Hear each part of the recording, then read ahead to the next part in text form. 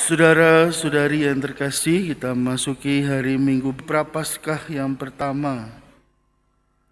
Ia akan berseru kepadaku dan aku akan menjawabnya. Aku akan meluputkan dia dan memuliakannya, serta memuaskan dia dengan usia lanjut.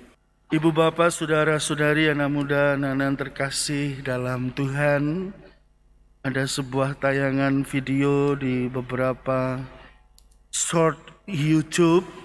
Dia menampilkan ada anak kecil, di depannya ada coklat atau makanan, lalu dibilang jangan dimakan dulu, tunggu mama kembali atau papa kembali, nanti kalau sudah kembali baru boleh dimakan.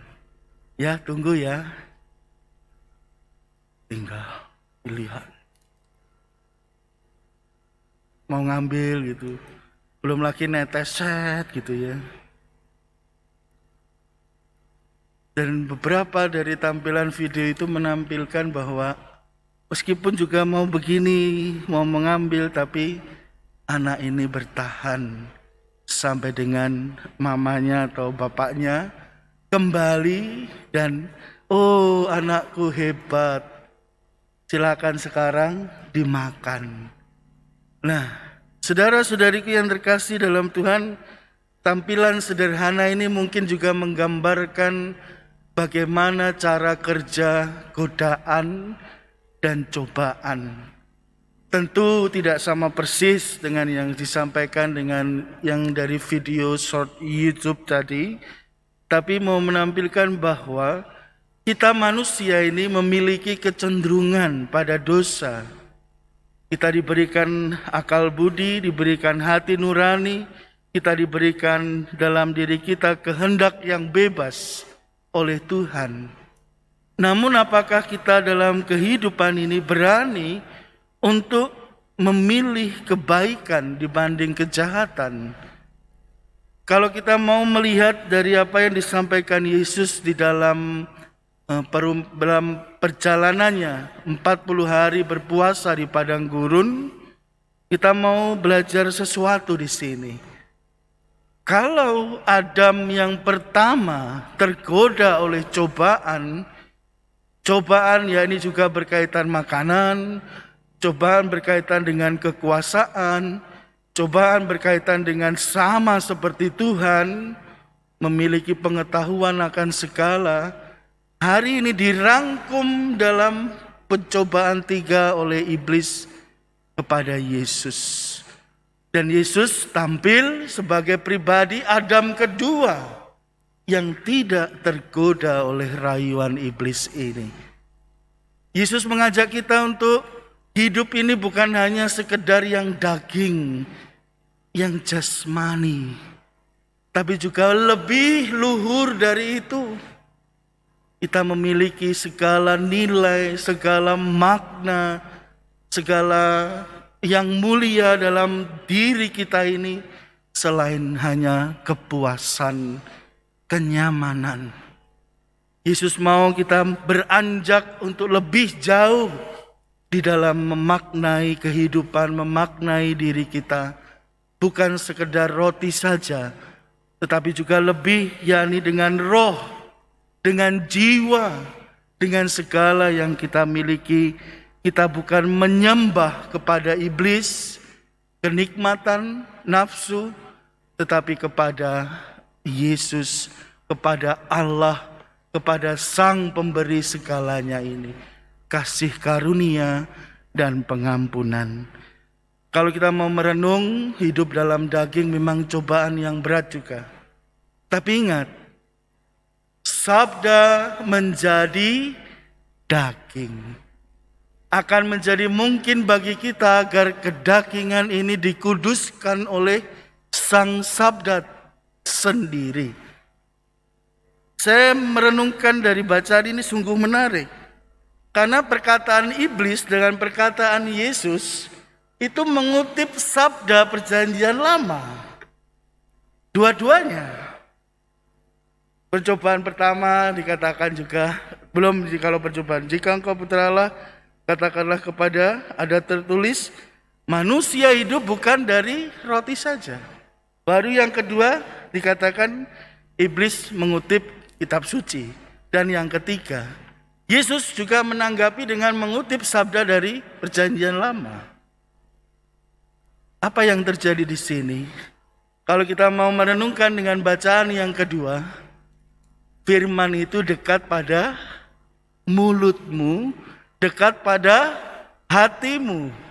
Berani menolak kejahatan dimulai dengan yang kecil ini, mulut. Berarti mulut ini bekerja sama dengan ini, ya, bekerja sama dengan hati nurani dengan mengatakan tidak yang pertama. Dan di dalam tidak ini adalah sabda Allah sendiri yang hidup dalam kehidupan kita. Cobaan yang kedua adalah tentang mata yang indah, lalu uang, kekuasaan, kerajaan dunia. Kita bukan diajak untuk sujud menyembah kepada iblis. Kita diajak untuk menyembah, menggunakan kekuasaan, menggunakan segala yang kita miliki untuk kebaikan. Dan cobaan yang ketiga adalah keangkuhan, kesombongan, seakan-akan diri kita sama seperti Tuhan, padahal tidak. Kita tetap ciptaan dan Tuhan adalah Allah yang pencipta, yang menciptakan. Maka dari itu Yesus berkata di dalam yang ketiga, jangan engkau mencobai Allahmu. Saudara-saudariku yang terkasih, maka daging, perut, mata, dan keangkuhan, kekuasaan bolehlah menjadi kita semakin bijak dan menyadari secara dewasa. Kalau kita boleh merenungkan, kita semua sudah dibaptis. Kita diampuni dosa-dosa kita. Kita sudah komuni pertama, ada yang juga baptis dewasa langsung komuni. Kita sudah krisma, Romo dengan sakramen imamat, Bapak Ibu dengan sakramen perkawinan. Apakah setelah mendapatkan itu semua terus cobaan berhenti dengan sendirinya? Gak ada cobaan, gak ada godaan. Malah semakin kita semakin dekat dengan Tuhan, cobaan akan semakin besar. Untuk menunjukkan bahwa kita sungguh mengimani Tuhan. Maka dari itu saudara-saudariku, mari kita dengan rendah hati, kita dengan sungguh mengandalkan Tuhan. Yesus mau menunjukkan bahwa strategi, bahwa model untuk menghadapi cobaan adalah dengan Yesus berpantang dan berpuasa 40 hari lamanya ini. Yesus sendirilah yang menjadi cara bagi kita untuk menghidupi apa yang dinamakan pantang puasa masa pertobatan ini. Saudara-saudariku, kita boleh bersama dengan ini semakin mewujudkan apa yang kita doakan dari doa Bapa kami. Tuhan, janganlah masukkan kami ke dalam pencobaan.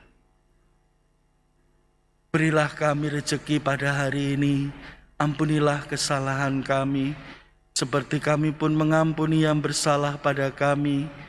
Dan janganlah masukkan kami, ya Tuhan, ke dalam pencobaan, karena kami bisa masuk sendiri, Tuhan. Bukan, ya. Kita dijauhkan dari pencobaan itu, kita tahan uji, kita berani melampaui melaluinya, kita boleh semakin unggul, semakin beriman, semakin berisi, semakin rendah hati.